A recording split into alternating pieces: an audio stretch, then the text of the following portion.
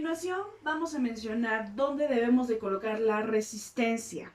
Recordemos que el cuerpo está compuesto por palancas y que también existe lo que llamamos insuficiencia muscular, que es cuando un músculo es biarticular o poliarticular. Ya recordamos que eso es cuando abarca más de dos articulaciones o dos articulaciones.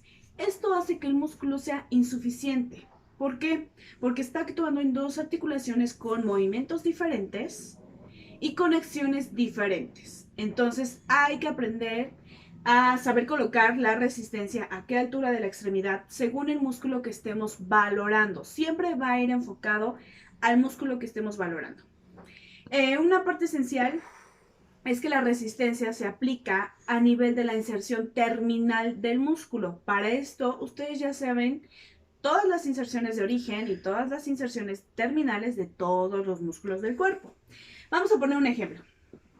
Aquí vamos a valorar a bíceps. Recordemos que la función de bíceps es flexionar codo.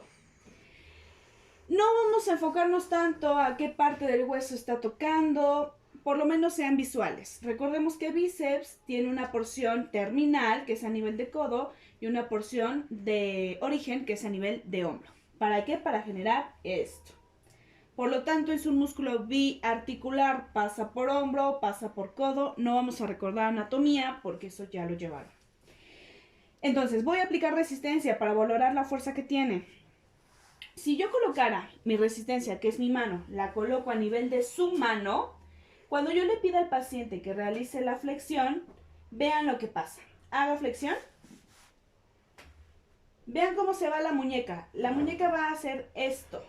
Las falanges van a hacer esto. ¿Por qué? Porque mi resistencia o mi fuerza está a nivel de la palma de la mano. De nuevo. Vean. Y ahí voy a estar lastimando a la muñeca.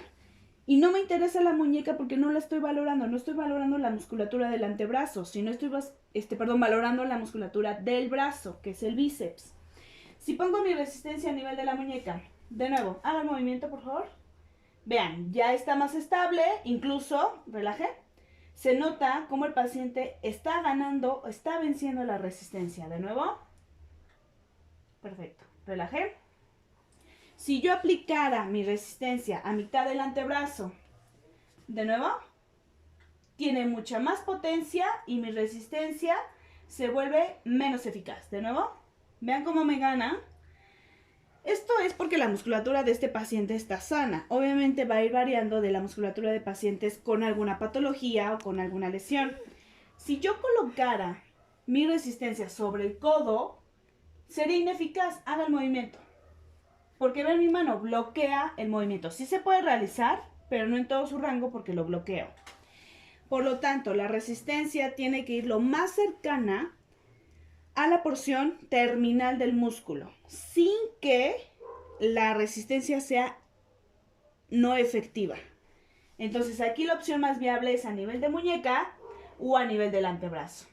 Vuelvo a repetir, nivel de muñeca, haga el movimiento, relaje, nivel de la mitad del antebrazo, haga el movimiento, relaje.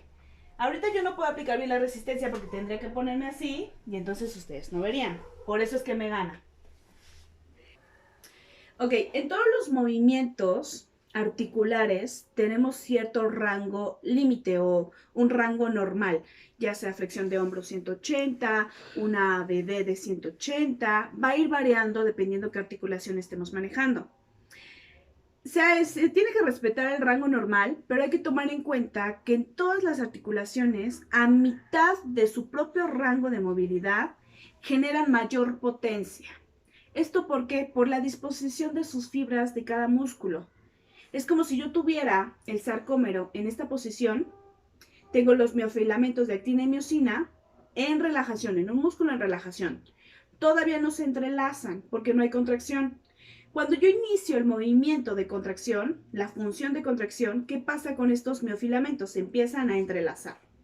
Por lo tanto, ya a una escala literal de un movimiento externo, el movimiento va a ser lento, no va a ser tan potente, porque es como que inicia. Cuando llega al punto intermedio donde sus filamentos ya están entrelazados, la potencia muscular es mucho más amplia. ¿sale? Porque llegó como a su clímax, a su punto alto. Pero cuando ya sobrepasa el límite de su contracción normal, se vuelve el movimiento otra vez débil, deficiente. ¿Por qué? Porque ya llegó a su límite, ya no tiene a dónde ir.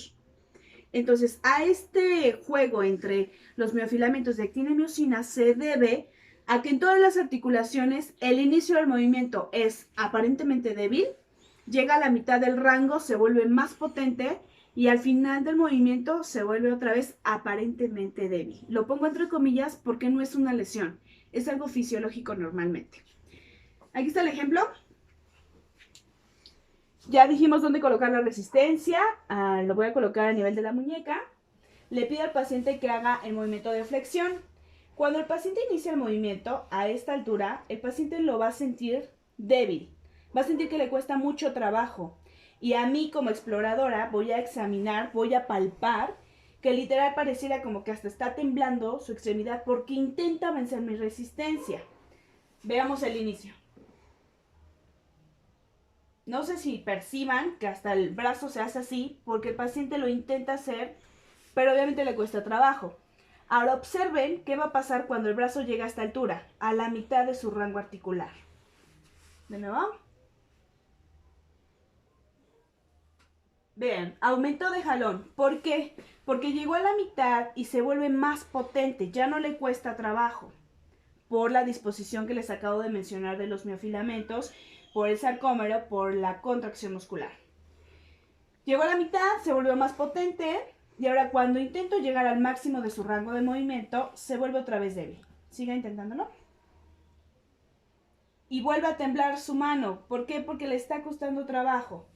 Vamos a hacer el movimiento completo, desde el inicio hasta el final. Adelante.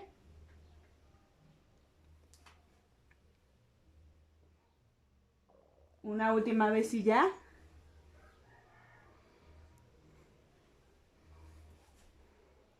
Listo. Entonces al inicio es lento, a la mitad se vuelve más potente y al final del movimiento se vuelve otra vez lento o deficiente.